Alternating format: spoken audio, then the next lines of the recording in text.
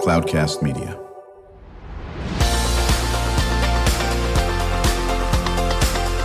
Drew Schlosberg Spotlight on the Community Show, amplifying the voices of social impact organizations, entrepreneurs, local nonprofits, and other community champions who shape the culture, creativity, and connectivity of San Diego.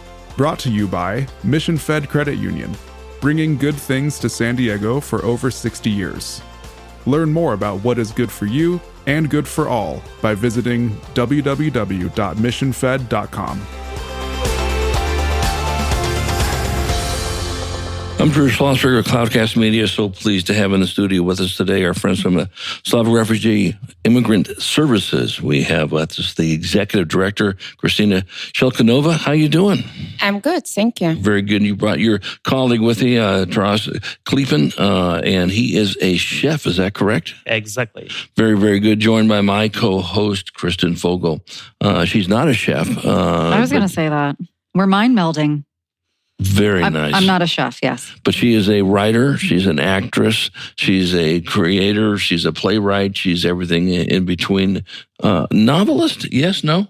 Not yet? I've written some books, but they're not novels. No, novels, okay, very good. She's executive director of San Diego Writers, Inc., and she's got a question for you, Krystsina, right off the bat. Yeah, let's just talk a little bit about the mission of the organization. So, a mission of the SRISO, it's to help Ukrainian community to survive here in the San Diego since the war happened. So we try to provide all the essential stuff like food, furniture, clothing, help with housing assistance, and cultural events. That's beautiful. And so were you living here at the time? Did you move? How did this kind of start? So I used to live in San Diego since 2020, since pandemic. I moved here, and it started because my husband, he's from Ukraine, and we would like to somehow to help community, but we don't know how we can help in Ukraine. So we decided to help someone who would like to relocate it to San Diego County. Is there a big Ukrainian population in San Diego? I will say so. Yeah, when the war started, it was approximately around 25,000 Ukrainian who relocated to San Diego. Is that right? Okay, very good. And how did you get involved in this? So did you find Krystsina find you, or you found Krystsina? My family and I came in San Diego 3 years ago. Okay. So when war started, we came to San Diego. And first that I did, I tap on the Facebook. I'm a private chef, and I can make your event much better than you think. And Chris just sent me a message. Let's do it together. And I think that was birthday party of your husband. It is. Yeah. That's right. So that's how we met. So what do you specialize in? All foods or Ukrainian foods? Or No, it's mostly European food, Italian, French, Ukrainian, Georgian, Slavic food, Slavic kinds of food. Here I'm studying cooking Mexican and American type of foods. So I can't do sushi and desserts. It's a mystery for me. So were you a chef back in Ukraine? Yep. So, okay. And did you have your own restaurant? I did. We have a long story with our works and jobs in Ukraine, but long story short, in 2016, my wife and me, we opened our first cooking studio in Kharkiv, in Ukraine. And we provided cooking classes for kids, adults. We did workshops for team buildings. And after 6 years, we grew up to the biggest cooking studio in Ukraine. Wow. Yeah. I provided maybe 6,000 of workshops by myself. Good. Now, Krystsina, did you know him before? No, I didn't know him before. I met him exactly on my husband's birthday. Oh my goodness! Nice. So it seems to be food seems to be one of our themes today. We had a group in called Brighter Bites San Diego. They work with the K-12 community, the school community, providing nutritious food, especially for those who are food insecure. So now I'm getting hungry, for God's sake. I know, me too. Do you provide cooking programs here now? Do you do? Yeah. as you know, maybe you know, 1 year and 6 months ago, we opened a small cafe in the Poway. We doing great desserts and provide classic Ukrainian foods like a borscht, vareniki, a couple of Ukrainian salads. And after that, maybe 1 month ago, we started do the same that we did in Ukraine. So I'm doing cooking workshops for adults and kids. Where do team buildings, and with Chris, we want started a new project, online cooking classes. Oh, cool. Yeah, with Ukrainian food. Very cool. So, how would you define Slavic food? Is it a certain way it's made? Is it a type? Is it seasoning? I'm pretending like ingredients, I know. I'm pretending I know something about food, for God's sake, because I don't. Obviously, if you look at me, you can tell I don't know anything about food. It's about vibe, you know. You should use everything that grow on the earth. You can take it and cook. So we use in Ukraine, we use a lot of vegetables, and I think every grandma every woman have a small garden. If you have no land outside, you have a plant like tomatoes on your window, and you take it. So we use a lot of vegetables that we grow ourselves. We use a lot of pork, and we ate everything with a sour cream. I can get behind that. I could totally get behind that. Yeah. I'm going to have to pass on that. What? Are you kidding me? I'll take yours. You can have mine. You don't like sour cream? Never. Oh my God. So that's right. But don't think any worse of me on this. We're chatting with our friends from the Slavic Refugee and Immigrant Services, Krystsina Shchelkunova. She is the executive director, joined by her friend and colleague, Taras Klipin, chef, joined by my co-host, Kristen Fogel. She's the executive director of San Diego Writers, Inc. We've been doing the show now, the Spotlight on the Community show, for 19 years. We're the longest running community podcast in the nation. We're very proud of that. Brought to you by Mission Fed Credit Union, 6 decades of doing great things for people who live in San Diego County. So, Krystsina, talk about some of the services that you offer. I have a few services. We have direct support and case management. We provide housing, rent assistance for the community. Also, we provide food, and we provide, like I mentioned, clothing, furniture, and so on. And also, by the case manager, I meant we provide ESL classes. So people who are looking for improve their English or find a job in the American society. So I'm trying to do for them ESL specific classes so they can get to the interview. And we have currently a lot this summer youth classes. We did field trips to the Torrey Pines. We did surf classes during the summertime. Very cool. Yeah. So I was going to ask you, are there a lot of kids been displaced with the war? Obviously they have, but have they made it over here to San Diego? A lot of these kids, or not necessarily that many? Yeah, it is many kids in the San Diego County. We also, because of that, we start partnering with the School Unified District. Right. And I was trying, they even would like to do Ukrainian classes in the schools right now. No, that makes all the sense in the world. Of course, is the amount of folks coming from Ukraine to San Diego growing? Or is it stabilized? I will say more growing, not stabilized yet, because everything is uncertain, unfortunately. Right. But they would like to remain in the San Diego. San Diego is a beautiful city. It really is. Now, is your family still back in Ukraine, or did everybody come here? No, our family is still in Ukraine. How are they doing? They're doing okay. I know. I mean, I bless your hearts for what's going on there. How about you? Is your family still here? Or there, I should say. Family of my wife still in Ukraine, but they're living in the most safety part of Ukraine, in the middle and the west. Right. Well, listen, anybody who watches what's going on in the news feels for what's going on, and that's great what you're doing here. I'm really interested in talking a little bit about what the schools are going to be doing with you in San Diego. Is there a certain area of the city where a lot of the folks that have been displaced because of the war are living in San Diego? Is it more in the City Heights area, or it's all over the city? I will say all over. Right. All over. So we don't have specific area, but Ukrainian is well-educated community and they prefer to choose good school. So they usually choose the location by the review of the schools.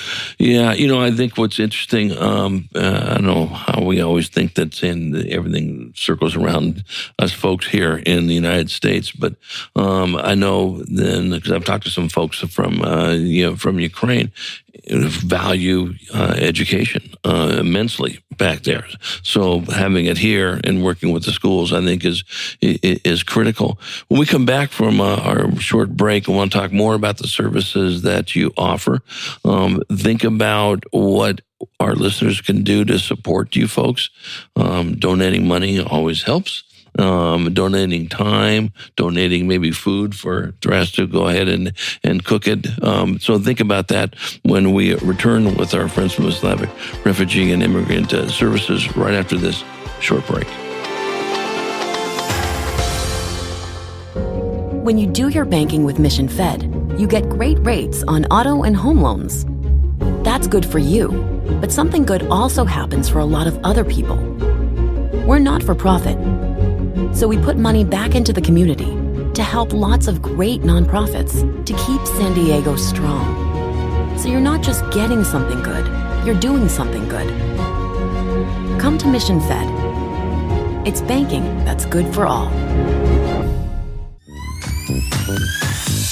Brand amplification is the DNA of Cloudcast Media, and our code is the powerful blending of sound, voice, and storytelling to lift local brands and their communities. Whether it is our Brandcast, Schoolcast, or Causecast platforms, the unifying ethos is all about this community, the one you call home. If you dare to dream and want to explore the brand amplification of Cloudcast, a national leader in local podcasting and other Winfluence strategies, please visit us at cloudcast.us.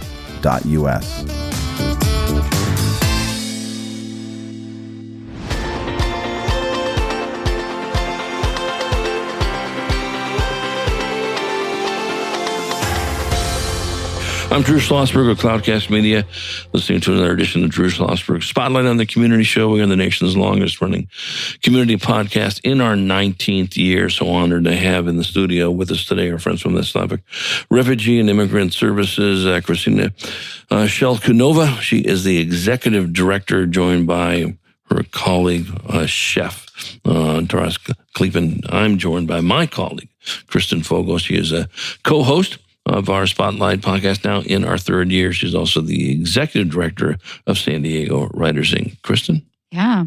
Let's talk about some of these community events. Do you have anything that's coming up that you want to promote? Yeah, so we're going to have a Christmas event. I hope in La Jolla Bridge Club. Oh. Right. In La Jolla. I know exactly where that is. Exactly. I would like to show my community the beautiful place of the San Diego. Mm-hmm. Yeah. Have you been to you know where the Bridge Club is? I haven't, no. It's right where the Cove is. Okay. And it overlooks, it's just unbelievable. Nice place to do the bridge. Yeah. Yeah, you can, yeah. Every time you walk around that cove and you go, what is the Bridge Club doing here, for God's sake? Right? Yeah, it's beautiful. Oh. For this matter, probably. Yeah, right, exactly. Now, you do cooking workshops, right? Yeah. But do you do educational workshops too? Do you do other types of workshops? Yes, we're doing educational classes. Right, currently we have IT classes for the Ukrainian community, and we start also partnering with the Bishop School. So they invite our high school students to participate in tutoring if they would like to go to the Berkeley, UCSD. And during the summertime, we used to have one field trip where one of the high school student go. She was excited to see the camping because she didn't know before that she can apply and get to the college here. And it feels for her that she has a hope right now to get education here in San Diego County. No, I think that's fantastic. How for you? I'll start with you on this question, Krystsina, and ask you this. Taras, was it an easy transition for you? Obviously, leaving your homeland, not easy at all, but I certainly understand why. But when you got to San Diego, did people embrace you? Were they helpful? Talk about that. Yes, as people in San Diego, I will say, is so joyful and happy. I didn't meet any people in the United States like that. And they help in any way.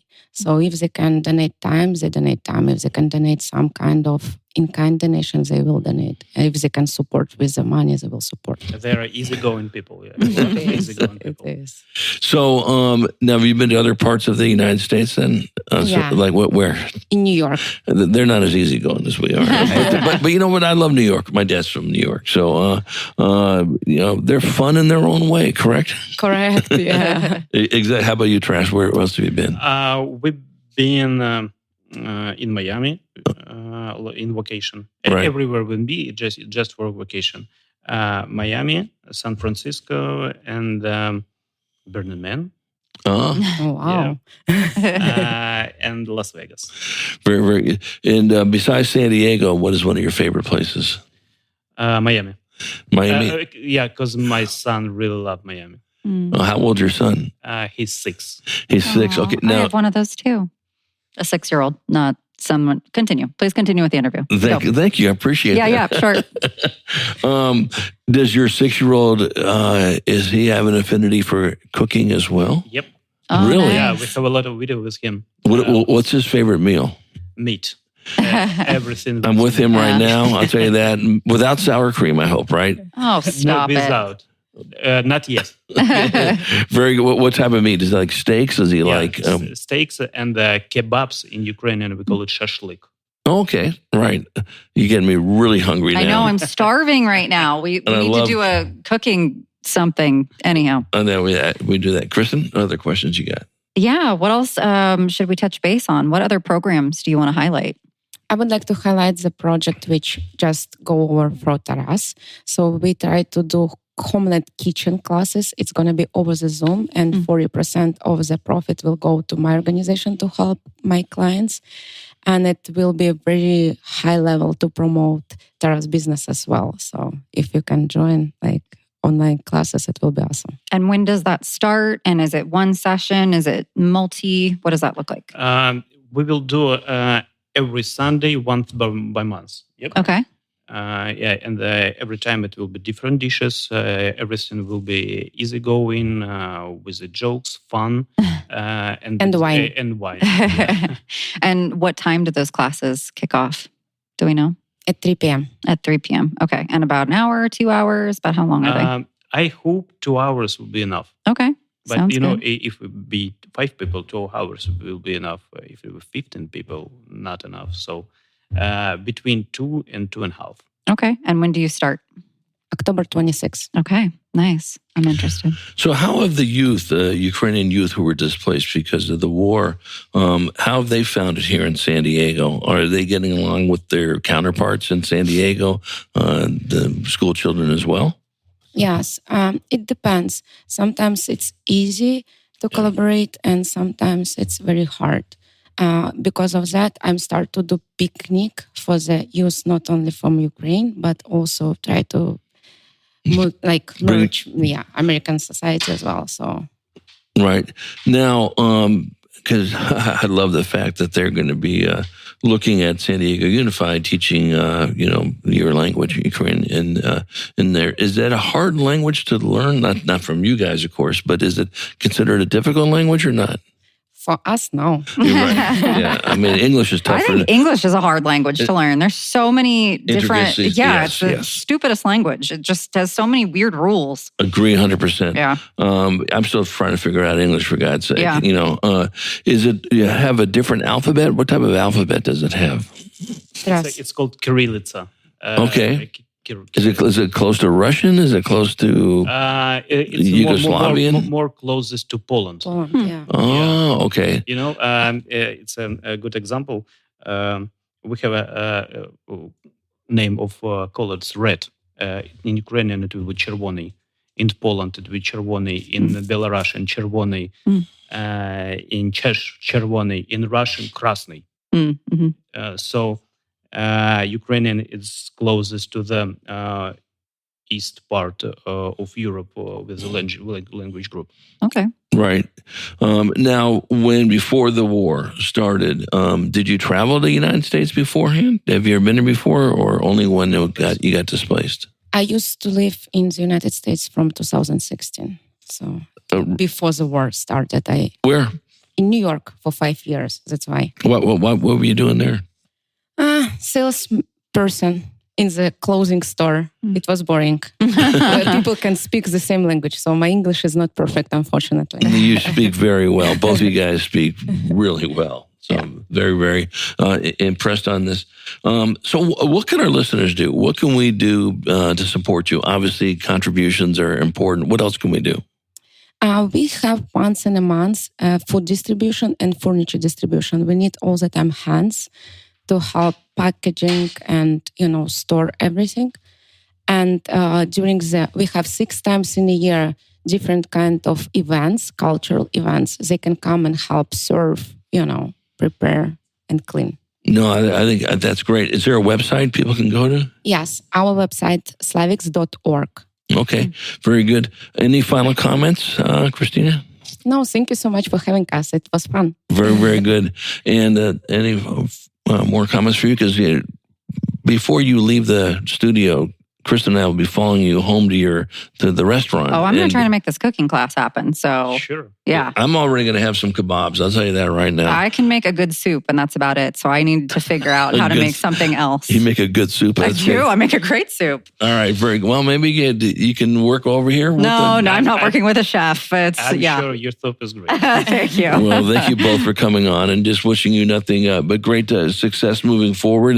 And let's have you back on sometime after the first of the year. How's that sound? Sounds amazing. Thank you. You bet. We've been chatting with Krystsina Shchelkunova. She is the Executive Director of the Slavic Refugee and Immigrant Services, joined by her colleague, Taras Klipin, a chef. I'm Drew Schlosberg. You've been listening to another edition of Drew Schlosberg Spotlight on the Community Show. We are the nation's longest-running community podcast in our 19th year, brought to you by the amazing folks at Mission Fed Credit Union. 6 decades of doing great things for people living in San Diego County. Thank you so much, Kristen Fogel, my co-host now for 3 years. And to our audience, we hope you enjoyed the interview. You've been listening to an episode of Drew Schlosberg's Spotlight on the Community Show, amplifying the voices of social impact organizations, entrepreneurs, local nonprofits, and other community champions who shape the culture, creativity, and connectivity of San Diego community. Brought to you by Mission Fed Credit Union, bringing good things to San Diego for over 60 years. Learn more about what is good for you and good for all by visiting www.missionfed.com.